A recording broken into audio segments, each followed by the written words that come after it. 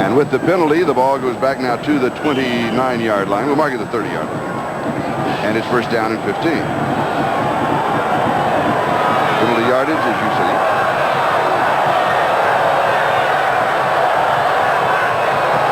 And Testaverde to throw. Has all the time in the world. Slips a tackle and then is dropped at the 28-yard line. And we've got some pushing downfield, but that's to be expected. Shane Conlon makes the play at the 28. Gain of 2, and it's second down and 13. Testaverde just does not go down with one shot. No. Let's take a look at it down the bottom. Number 34, that's Bob White working against the tackle. Now watch him. He swipes at the football. Testaverde is strong enough to hang on to it. I told you he bench presses quite a bit. I'll tell you, he's a strong football player, bench pressing 250 pounds or more than that, isn't it? Second and 14, the ball at the 29. He just pushes everybody out of the way. He does 3 1/4 he benches. That's Charles Henry, the tight end, to the 21-yard line.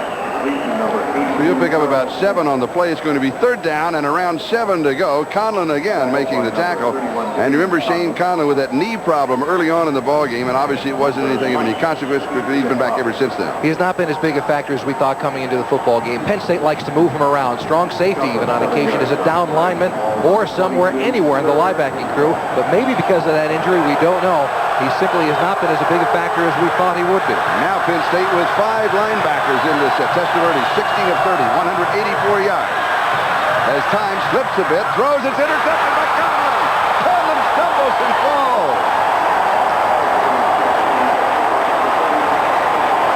I think he saw 6 points. I think he heard me from up here, too. Testaverde with a poor selection, threw it right in the hands of Shane Conlon. He was open. He was the only one open on the play.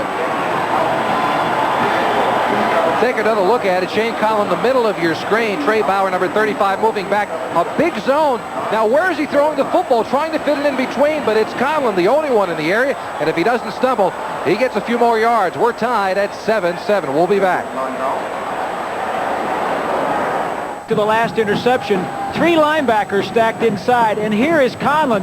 Now the other 2 will split. Conlon will come over here, and I don't think Vinny Testaverde saw him stacked in the middle. One of the new looks that Penn State and Paterno pull out for Testaverde turns into a big interception.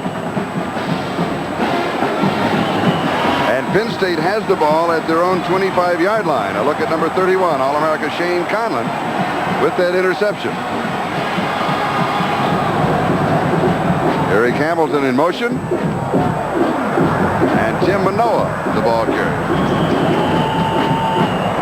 Gain of 6 to the 31. Second down and 4 as Dan Stubbs makes the tackle. We're moving on the 5-minute mark.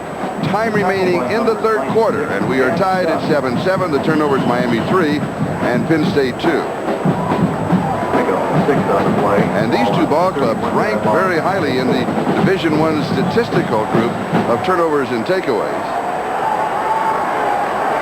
The fact, Charlie, Penn State has not fumbled their last 3 football games. In Miami, who's only coughed the ball up 10 times on fumbles this year. Here's the fumble. And Miami has the ball.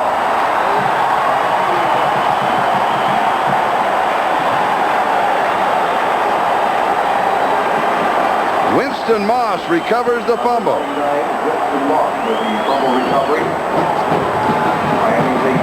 And just as you say it, here it is.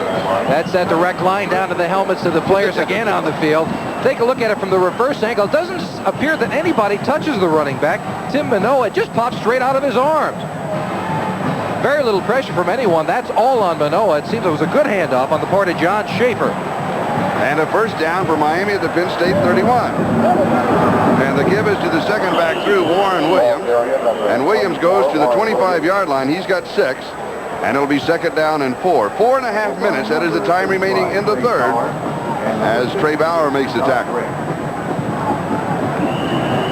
It is Miami 7 and Penn State 7. And there's a look at the disappointed Tim Manoa.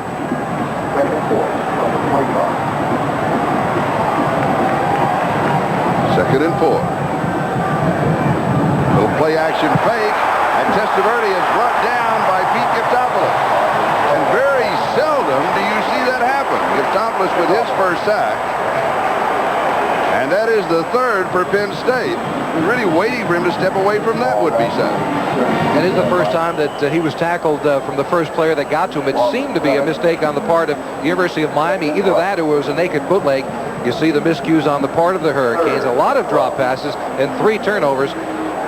8 penalties. They have set a team record this year for the most amount of penalty yards. It's 770 on the year. They seem to be continuing that trend tonight. Third down and 12, back at the 32. And Testaverde rolling right. And he throws deep, has a man open, and he trips. They're going to call pass interference on Penn State. And I must tell you, I'm not sure of that call. I thought it was an inadvertent tripping. And, of course, it's a 15-yard penalty if it is pass interference. In college football, not at the spot of the foul unless it's less than 15 yards. Well, when you're a receiver, there is no such thing as inadvertent tripping. You can see it appears that way, though nobody was going for the football. It was a little bit overthrown. They just got tangled up right at the end. Number 3, Marcus Henderson going after it. Ray Isom is the one. He trips on himself. He does. He tripped over himself. Now, what you're looking at here is the reason that there is an instant replay in the National Football League. He trips himself. Now, they don't have instant replay here. They're not in college football, but that's the kind of call that instant replay was created for. Let's take another closer look. Watch Michael Irvin, his 2 feet from this angle. A little tough to see, but it does not appear that Ray Isom, number 22, ran into him at all. No, from the other angle, you can tell. Do we have that other angle again? Here it is. Now, watch his feet. He trips himself. There, he's not tripped. There, he's not tripped. He hooks himself. Whoop. First down at the 17-yard line. And Williams is pulled back. All right, we're going to take one more look, and then we're going to bury this one because we've taken it up. But let's take one more look. Hey, everybody makes mistakes. All right, now, is there any body action between number 22, Isom, or not? It doesn't appear to be. It just appears to be simply Michael Irvin tripping himself. And a bad call. But it is second down. The ball at the 14-yard line. Second down and 7. Oh, you hope that the number 1 doesn't fall on that one call. Here's Warren Williams to the 11, has 3. So it's going to be third down and 3. Charlie, I disagree. Okay. I think Isom did trip him, and if we can get another look at that sometime, I think that there was some tripping, and Irvin did not trip himself. Did my eyes deceive me? Well, I'm sure we'll have another look at opportunity. Well, I thought we put it away, but I can bring it back. Okay. But all right, they're searching for it in the trucks. All right, here it is. All right, Bob. There we go. He beats the jam. Yeah. Now watch right. Next step right there. See it? Isom 22 hit his left foot and tripped him. No, I think that he hit Isom's left ankle. Well, whatever. You always did have those good eyes, Bob. And I guess that's the reason that they don't have replays if you want to get down to it. Third down, it is. What happened? Did a receiver slip? There was nobody over there. That might have been a mistake on the part of the receiver. There you see Testaverde looking at his receiver and pointing downfield. He might have made an adjustment on the move, and the thing is, the receiver and the quarterback have to make the same adjustment. That's how you get interceptions, when they don't make the adjustment. Testaverde looking over there the entire way. He knew what he wanted, the quick out. The receiver, on the other hand, goes inside on the pattern, and the mix-up and the signals on the part of the Hurricanes. And a 28-yard field goal attempt by Mark Seelig with David Kintai holding. Mike Pigza, the snapper.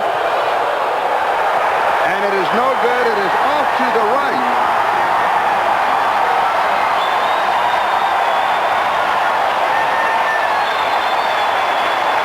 And the score remains Miami 7, Penn State 7, with 2 minutes and 8 seconds left to go. We're in the third quarter, and the battle for number 1 continues. 45 and counting down. That is the time remaining in the third quarter, and we are still tied. Miami 7 and Penn State 7. As Hamilton goes wide to the far side and Roundtree wide to the near side. And Hamilton comes in motion, but if he throws, usually to Dozier or to the tight end. Baker steps away. A pump fake, and he's going to be wrapped up at the 20-yard line. as Dan Stubbs got him. When Schaefer came out, Stubbs was just standing over there waiting for him, like he used a safety valve in case that happened. Well, Stubbs has the ability to collapse a pocket. He runs extremely well. As you see, 4 sacks on the day and many pressures, many of them coming on the part of Dan Stubbs. And we're back now to 3rd down and 10.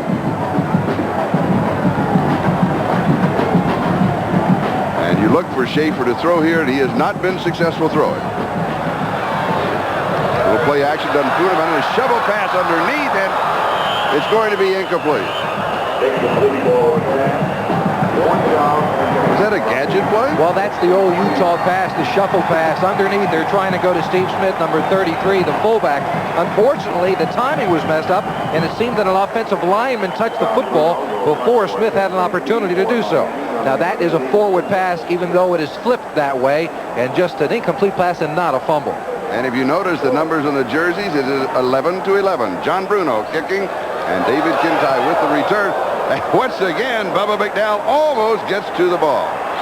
At the 35, Kintai is going to lose about 3 on the return. 45 yards on the kick, a loss of 3 on the return. The Canes have the ball with 30 seconds to go in the third as Quintus McDonald was down very quickly for Penn State. We'll be back in just a moment. 3 seconds to go in the third quarter. We're still tied at 7-7, Miami and Penn State. There will not be an overtime in the battle for number 1. Miami has the ball at their own 33-yard line. In the second half, Vinny Testaverde has completed only 3 of 8 passes for 23 yards, and he has been intercepted 1 time.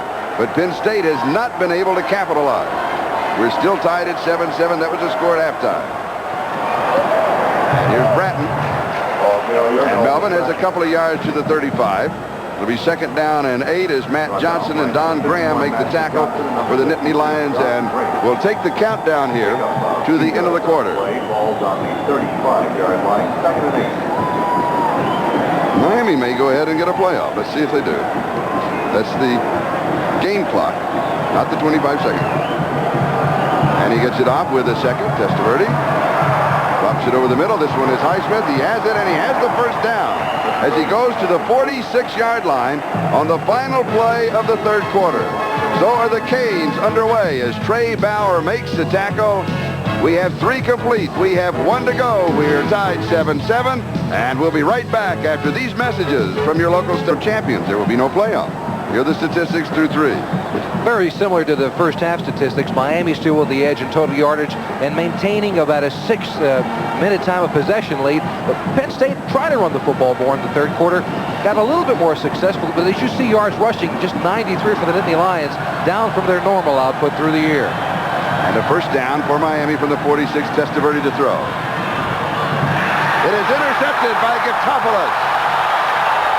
To the 45, to the 40, and down at the 36-yard line. Darrell Oliver made the tackle, 24 yards on the return.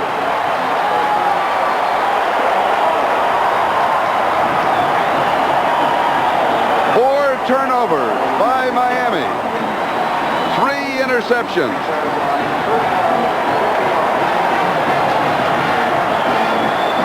Let's take a look at it from the secondary. You see the deep zone one more time. Shane Collin in the middle of the field. It's another unusual wrinkle on the part of the Penn State defense that confused Testaverde one more time. And it's Giftopoulos with the interception, his 2nd of the night, and he puts the Penn State offense in good position. At the 36-yard line, first down, Miami territory. DJ Dozier, and he goes out of bounds. It'll be 2nd down. Joe Paterno has made the Penn State football tradition out of defense through the years. That's the way he's gone the entire way. You're not going to see a lot of flashy things on the part of the offense. And people talk about his uniforms and his style of play going in sync with the way that he performs on the football field, but it is all defense. It is not a flashy offense. You're not going to see many reverses on the part of the Nittany Lions. 2nd down and 7. Hamilton in motion. And it is Steve Smith. And he, well, we'll to give him a yard to the 32. It's going to be 3rd down and 6. Jerome Brown was there. Let me make a correction. Giftopoulos has an interception. Duffy Cobbs has an interception. Shane Conlon has the interception. Those are the 3 interceptions, and Duffy Cobbs also has a fumble recovery for the Canes. Winston Moss with a fumble recovery. Selwyn Brown has an interception. Bill Hawkins has an interception. That's all the turnover. Let me just update that for us. At the 32, 3rd down and 6.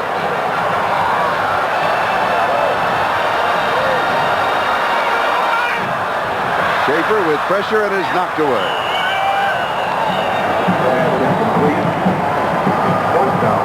And it will be 4th down. So the Nittany Lions unable to capitalize on the turnover, and Massimo Manca comes in. His career long is 53 yards. This last season he hit from 49, and he has hit 8 of his last 11. And this one will be from 50 yards away to take the lead for the first time. Matt Kisner to hold, and Greg Truitt is the snapper. That's way short. So Massimo misses from 50. And we remain tied at 7-7. And we have 14 minutes and 1 second left in this national championship battle. And Bob Greasy, Miami with the ball at their own 33, taking over at the line of scrimmage after the missed field goal.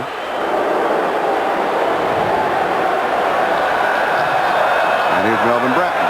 Shoots to the right side. And once again, the defense is there. And Bob Greasy, we were talking about this during the timeout. It has been a defensive ballgame. It's a defensive game, Charlie. Neither team looking that good on offense. You know, it's almost fitting. This is a national championship game. And you say you win championships with your defense. The offense sells the tickets, but the defense win the championships, and that's what you're seeing here tonight. So you don't think we're seeing a sloppy offensive game, that the defenses are just dominating both sides? I think you're seeing a sloppy offensive game because of the defense. Okay, all right. 2nd and 11, Testaverde to throw over the middle. Here's Bratton, and he's out to the 44, maybe the 45-yard line. And he's got the first down. Bauer with the tackle and a gain of 12 yards on the play. And the running backs, Melvin Bratton and Alonzo Highsmith, are playing a more important factor as we go down through the 4th quarter, because the Penn State deep zones are taking it away, the deep passing game of Vinny Testaverde.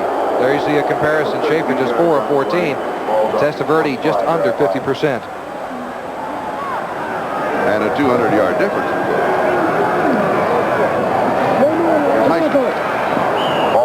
And he comes down at the Penn State 48-yard line. Eddie Johnson was the man who hit it. By number 90, Pete Giftopoulos, and number 39, Eddie Johnson. And it's going to be 2nd down and a couple after he picks up 8 yards on the play.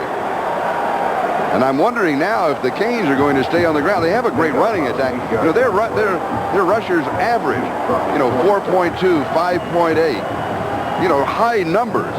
As far as rushing yardage is concerned, they'll go to the rushing attack and then they get away from it. Maybe they'll stay with it here as Highsmith slips. He may break clean. He's to the 30 and goes to the 27-yard line. 19 yards.